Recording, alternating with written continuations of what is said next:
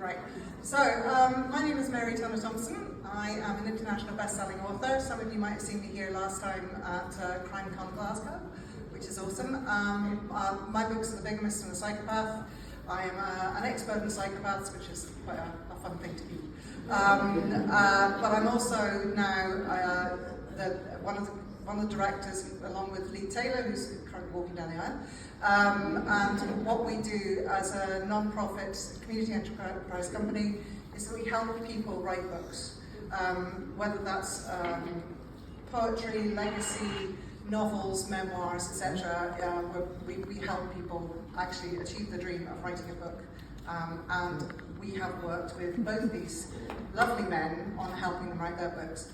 So John and Paul are here launching their memoirs. So this isn't just that they're here to talk about it, this is the first day that both these men have become authors. So we have... Woo! Woo! Thank you.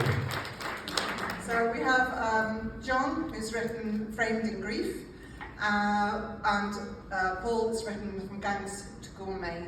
I always get the subtitle wrong, but one man's story from two sides of the knife. So we're going to have a nice chat about the books. This is my first time facilitating, so my apologies to the ums, but we will get there.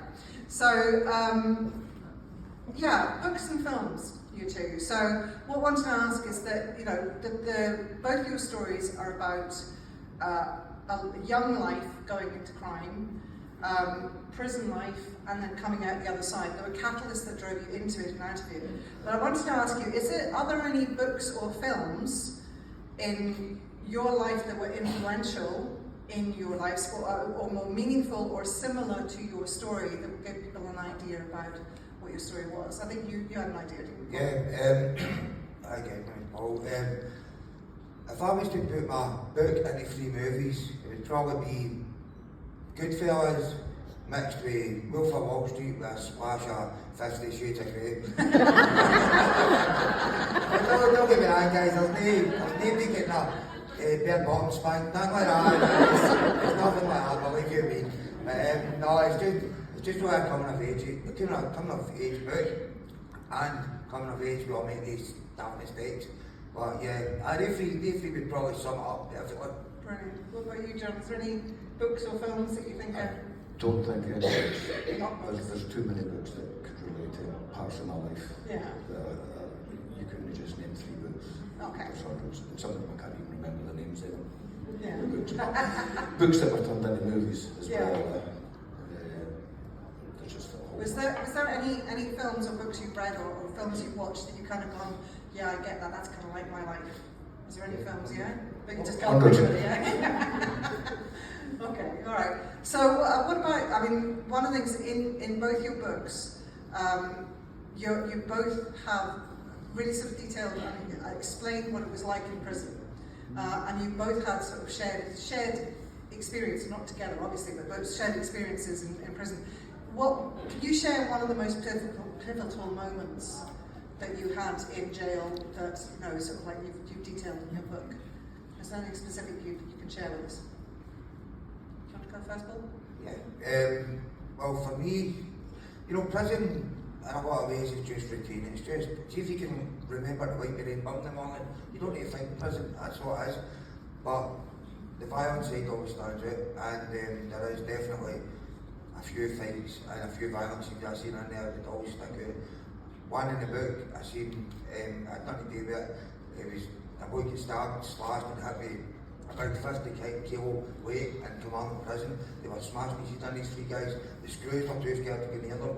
And I've never felt so sick in my life. And I thought to myself, I wanted to say, right boys, he said enough, leave it out. But I was scared. I mean, these were big bodybuilder boys. And plus I didn't have my hand smashed in. But that guy survived that, and I don't know how he did. But in a lot of ways, that's a joke with private prisons, because they put people who were working in Tesco the night before in with some of the most dangerous prisoners in Scotland and expect them to control them, and just didn't work. So I think that always stuck in my mind. Yeah. Okay. What about you, John? Yeah, the same. Prison's kind of is a routine. Yeah. When you get into the routine, it's all right. You've just got to watch it back constantly. You get involved in a fight, get your back against the wall. Yeah. That way you're not going to get jumped for his neighbour or somebody else. And 9 times out of 10, a lot of the screws don't care. I do believe that the system's a little changed now. It's a lot more. It's not as bad as it was because they've got TVs, they've got PlayStations and things like that. I'm going back to 1979, 81, when you got a piss pot. Yeah. And that's all you got. You got a picture of your wife on the wall, and more than that was, I don't know. That's fine. Yeah, I've seen riots in different prisons. No riots, but many riots. I've seen people heading for the roof. I've seen screws being caused, cons being caused. For all different types of things. Some stupid. Glenorchy used to be part of A-Hall. That was east and west, Glasgow against Edinburgh constantly. So I'm no fair either. I'm from Central, but I was raised in Edinburgh, so I just Pick a side. pick a side. But most of my mates were in approved schools, were for Glasgow. They said they were literally this side of the table as well. You kind of legit two caught in the middle. Yeah. But yeah, it's a tough place. Yeah. Although it's getting a lot easier. Sentences are getting a lot less Yeah. for some serious crimes. Because of too much overcrowding, or I don't know what it is, or if it's just the wrong people making decisions in an office somewhere that don't know anything. well, I know that in the books, you both detailed a very harrowing attack that you both had in jail. Are either of you happy to tell the story about what happened there? I definitely. Yeah. With me, it was Big Brian. That's all I always always referring to Big Brian. Though, to be fair, it's not as if nobody knew what happened or anything. But we were drinking hooch and ended up drunk as a skunk at 2 days. And me personally, I was off to see the wizard. I was doing that yellow brick road at that point, you know what I mean? He's the one talking, come on. Obviously, I don't even know how it came about, but I ended up, landing and the screws came out. Right, Smithy, getting up, screw my arms, getting that effing beat up. I can smell alcohol off you if you've been drinking. I says, well, aye, but it's no real booze, so what the fuck's it got to do with you? Sorry, I swore that, didn't mean it. So he started telling us the PR, the cell, it's in Scottish prison, it's called a PR. And whatever happened, I don't know, but I whacked him, and do you know the bit, I felt wrong, because poor guy was getting married the next day, and I broke his nose, I felt terrible about that, I probably did. And me, Brian jumped out, and all the screws have jumped on us, we've jumped on them. It's a big ding dong, and we've ended up in his beer walked in. And you know, I don't know why, but somehow a fight broke out between me and him. And this guy was a bear, his horns was bigger than my thighs. And I was like Indiana Bones back then. I know I'm a chubby little spell nowadays, but back then I was like scared of me a couple of tattoos, it was terrible. And he's on top and he's physically strangling us. And I'd got a coffee jar, I smashed my head with it, smashed. I'm stabbed 5 times and I died stubborn to get in. I'm thinking, what the hell, this guy's not right. And then he's for real strangling us, like I thought, I'm ready to die here. And I'm still fighting all my strength, and I didn't think it anywhere else, get punched a bit basically. I don't know exactly what happened, but when I was younger, I'd have it, when I was angry, I would bite my tongue. I don't know if that happened in Upper to me, but my tongue hoffed through. My mother and that's in the audience, and they can verify it. I had 14 stitches on either side of my tongue. I mean, it was like hanging like that. It was a lizard. It was not nice, honestly. So that blood for that was horrendous. Then obviously he's struggling. My pals opened the hatch. You look up at it, you lift the hatch, you look in. Blood all the way. Me and him are knocking the hell out of each other. He's been doing his screws. Use your effing bandits. See if you don't open that door. See if one of them die. I'm going to phone the newspaper tomorrow and I'm going to tell them we used things that bunch of blah blah blah blah blah. Eventually they ran and split it up. Took me to the medical ward. I was still in the fighting mood, still trying to fight them. Took us to Crosshouse Hospital. Ended up, him and got us sold up and all that. The thing that really scared me though, back to the segregation unit. So the handcuffed officer took back right in the segregation unit. We were always talking about the handcuffs because we were under CMDP, the Dangerous Prisoners Act. So basically, the handcuff you made a big show and dance, banging shields and all that. Oh my God, really? Why? It's 8 in the morning. We banging shields up, yeah, right. So that's what I'm doing back to the seg unit. And then the male mayor at Fort Stumkin is the male mayor at Fort, but I thought he's getting hepatitis C. And obviously I was bleeding badly, and I'm stabbing him, so he's bleeding. So I went, I need the doctors, I need the medical ward. I want a shot to counteract hepatitis C. They went, what nice a drink? I said, well, I want testing to know. And then I was in a segregation unit, it took 6 weeks for the bloods to come back. And I was convinced my eyes were turning yellow. I was convinced my skin was turning yellow. It was on my head, nothing was turning yellow. And then I finally, they came back to the door and I realised, because I kept annoying her, look at my eyes, look at this, look at that, for 6 weeks. She came down personally and said, there you go, you're negative. And what a relief that was.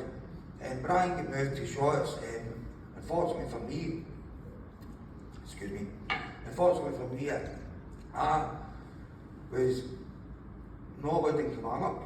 I back up into the halls in Kilmarnock, but yeah, I was not allowed in any other jail. It physically barred me to every prison in Scotland. And you're thinking, well, let me in then. Well, I mean, come on, run out of options here, guys. Open the door. I'll come back in 6 months, sign my release, please. And you know what, it never made sense to me. How can you get back to a prison? It's insane. It's insanity. I mean, we all want back for the jail, that's all. I don't want it. So, what eventually happened is the dude kept me in the same unit for months and months and months. And then they had to let us back up house because they kept us doing that long. Yeah. It was very frightening, honestly. I know I'm after joking, but at the time I genuinely thought I was going to die. So it's a very frightening situation. John, I know you had a similar experience. Do you want to share that with? Yeah, I was doing 30 days for an unpaid fine when it happened. But my brother was actually going through a court case for child abuse. And he was in another hall in the same prison. So I decided to go on a hunger strike because I knew my dog would get mugged and I'd be put in a bomb flat, and pretty much well assured I wouldn't get touched because I was actually one of the witnesses against them. The door opened one morning and some guy walked in and asked me my name. I gave him my name. He asked me if I was David Frame, and I said, no, I'm John Frame. David's over in Seahall. And I heard them go back out and speak to somebody. And I woke up in hospital. Basically, my caved in, metal plates, and everything got put in. Apparently I made 2 statements saying that I slipped and fell, and one of them that I signed, which I've never seen. And I'm on 23-hour-a-day lockup. I just wonder why the screw that opened the door and just walked away and left it.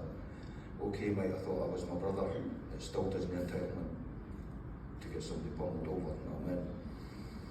But yeah, I live with that every day. I've been in jail since, and it's kind of horrendous. It's worrying as well that somebody's going to do exactly the same thing again. Because narrow minds follow narrow paths. So we were talking about the catalysts so this is, you've both had these experiences in prisons and stuff like that.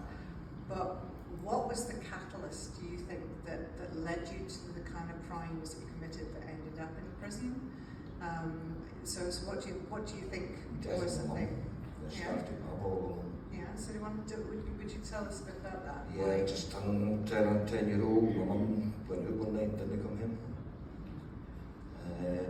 We weren't really told much about what happened or anything. Just one day that she wasn't there, and on my mum's side of the family just closed the door on us. We weren't part of the family anymore, apparently, because she wasn't here. Neglect, basically. My dad was trying to work to keep 4 years, so we just started hanging about with the wrong crowd. I know from reading your book as well, there was actually quite a lot of hunger. Oh yeah, for starving. Yeah, so I mean, one of the things that really surprised me is you're going out to rob places to actually get food. Yeah, shops are centred around food shops, anything with food. Money was a secondary bonus. And then through years, money became the bonus and food became the secondary thing. And then food wasn't even on the cards anymore.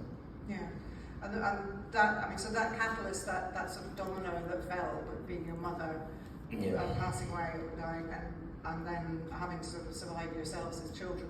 And it wasn't just you, it was your brothers as well, wasn't it? Yeah. But it's basically survival. And a beautiful care system. Yeah. I was wondering if you wanted to go into that a little bit. Yeah. Well, not want to go into care, obviously, but wanted to go into the story. No, it was pretty horrendous. Yeah, again, 70s, 80s, you've all seen the programmes and the stories. That is exactly what was happening to me. I was used as a punch bag. I was used as a kick bag. I was used as a fucking cricket ball with a bat, baseball, anything that came to hand. Ladles, keys. There was one member of staff with a pair of wooden clogs, and he could get you through the one end of this hall to the other just by flicking. And it was like, so he'd obviously had years of practice as that one. And he ran two places, strangely enough, one for orphans and one for wayward kids. The wayward kids got battered. Yeah. The orphans were all treated nicely, which I found a bit shocking, that one. Yeah. And he was a social worker, apparently. Yeah. And one of the other catalysts that you and I have talked about is the fact that you've had, if I'm alright to say this, a late diagnosis. Yeah, autism. So you had a late diagnosis of autism, and do you think your autism made your experience within care worse? Yeah. So, in what way do you think? I think a lot of the staff there didn't understand.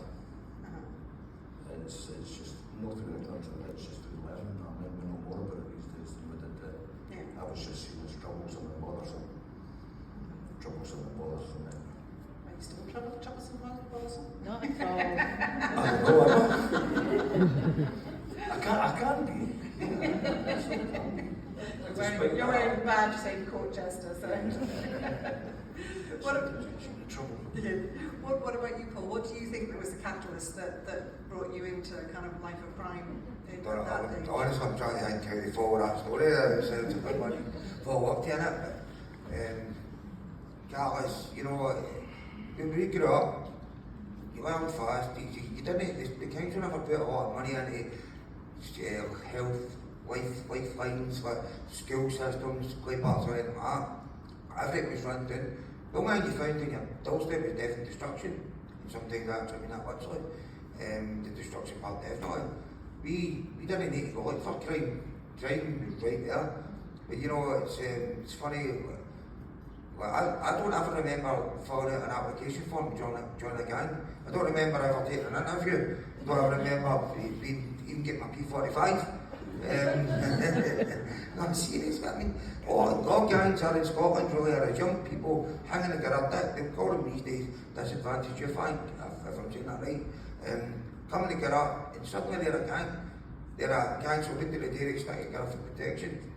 Now, that bit, I like to delve into that a bit because it's about time we stop looking at them as antisocial neds and start trying to get to the root problem. Because anytime I go into schools and speak a lot to kids who are joining gangs and whatnot, and I always kind of, when we grew up, we had a couple of sayings. One was, it's better to be judged by 12 and carried by 6. And you know, I believed in these words. I thought, you know what, who cares about prison time, who cares about jail time, and forget the juries. As long as I can stay in that wooden box, I'm already ahead. In the same sense, so I'd already, my mother's an audience to do some kind of thing with her. It's like, I don't want to upset saying this. I decided that I was going to get stabbed to death up close, I was going to get found dead, and I close, and that would have been the end of me. I'd been 16, 17, 18 tops. It did almost happen when I was 16. But, you know, I never once really, in the beginning when it looked for crime was just there, and then bit by bit, day by day, you don't even realise you're doing it until you're up to your neck. Yeah. I noticed within your book you were saying that when you were first arrested with police, you were greatly surprised with the fact that the only punishment we were taken home, and your mother, I believe, is in the audience, and the worst thing was your mother being, sort of telling you off, and that was a real surprise to you. and there was a kind of disappointment by the fact that that was the only consequence that you'd received from that first experience. Most definitely. I mean, don't get me wrong, when the Pope was left, I mean, my ma's right there, and she might be wee, but Jesus Christ, man, oh my God, screaming at me, I want to know who that, I wanted the George. Leave me alone, man, just leave me alone. It was brutal, man. I mean, I was just standing there laughing, he done for that, it's the best there. No, but, you know, honestly, I was very surprised. Honest to God, getting arrested, like I said about, it's like losing your virginity, a bit effing London, but is that really it? I don't know what I was expecting there. I thought I was going to Alcatraz. I'm Billy Big Boys here, done my shoplifting, and I gave him on, piss off, pee off, sorry. Sorry, I keep doing that, I apologise. So it was, but this is why the youth start to get heavier and heavier. And then eventually you wake up one day in a white suit and you realise that actually it's murder now they're talking about, and now you're not going to get mad, you're going to short prison eventually, Pullman to begin with, and the rest of your life, 17, 18, 20 years later, 13 recommendations out of 25 years now. Jesus Christ, man, thank God I've done my corner, honestly. Yeah. So there's very different things that took you into that kind of life of crime, both of you. You both had the kind of experiences in jail and stuff like that. What was the things that changed? Because you're not in jail now. You're not committing crimes now. So what changed? What was the pivotal moment for you? Age. Says it one now, doesn't it? A whole ball of things. Yeah. Wife, kids, getting a job, Yeah. being trusted. Being trusted. Yeah, just being entrusted with a job, Yeah. as opposed to just being a dishwasher or, you know, menial job kind of things. Yeah. There, I was actually starting to get decent jobs, like telephone engineer jobs. So actually, in a lot of ways as well, but the trust is kind of getting some respect from people as well about your capabilities. Yeah. But as soon as people know that you've got a criminal record, The judge you. oh yeah, anything goes missing in the workplace, you're at the top of the fucking list. Whether you were off that day or not, you're still at the top of the list. Because they must think you've climbed in over the roof or something. Yeah. It is what people think. People do think like that. Yeah. Well, you, Paul, what's the sort of thing that changed? People ain't that about me, you've seen the size of me. Me, I'm giving it up, it's here. Trust me, I walk in my kitchen now, make yourself sonny boy, don't you come to rascal with me. No, I do know what you're talking about, I really do know what you're talking about. But for me, it changed actually inside. That night, and I mean, I really should play off hooch because every time I drank, I end up saying, and I honestly got up in Shorts prison, brought drinking hooch again, all up to the YOs, and whoever, me, or two other boys, I don't know, one is coming with the idea, let's put our telly through the office window. I jumped up, I'm volunteering for that jackpot. I ran down the section and boom right through the window. Only I fucked up with, only I messed up with, sorry. I'm really sorry guys, I promise I'm not doing that on purpose. The only I really messed up with was there was a screw in the office.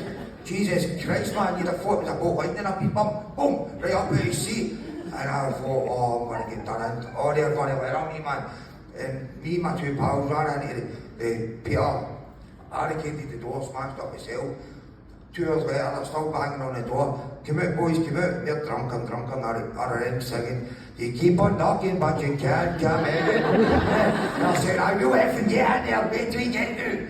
Oh my God, see what they do to Andrew that. And they knew it was my voice, because I've got a gravelly voice and, you know, distinctive, so they knew it was me they were coming for. And to say an ass whippings, to say it lightly, they really slapped me into shape. So I was doing the second unit, and I was lying there, ball naked, saying the day in prison to strip you, because they're thinking about your clothes. See if you're not wearing clothes and getting a doing, you feel vulnerable, you know what I mean? But you're getting a doing with clothes on. I don't know why that's a psychological thing, so it's good. Demoralising as well. Definitely, that's. So I was lying there, and the window couldn't shut, or it was smashed, I forget what.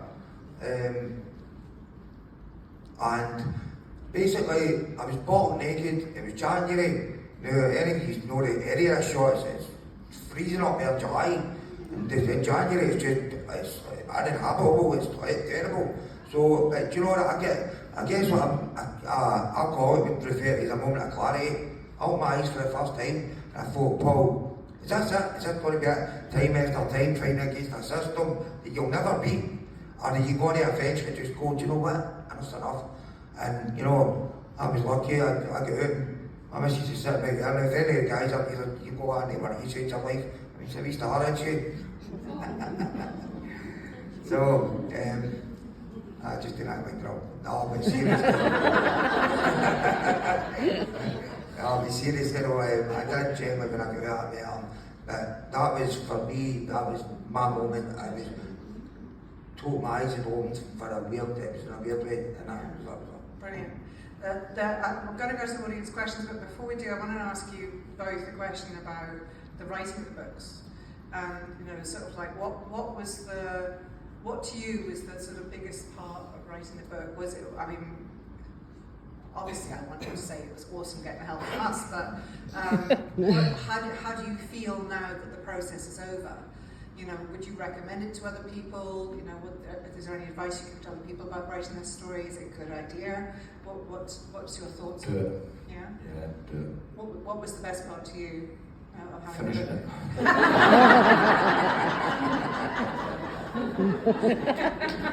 The middle was, I think the middle was the hard part. Yeah.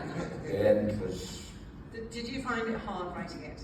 Oh, yeah. Was it re-traumatizing Yeah. or was it cathartic? yeah, I was going to places that I managed to kind of forget about. Yeah. That's what I'd done with most of my life. My crime was centred around getting high, Yeah. to forget about what happened. Yeah.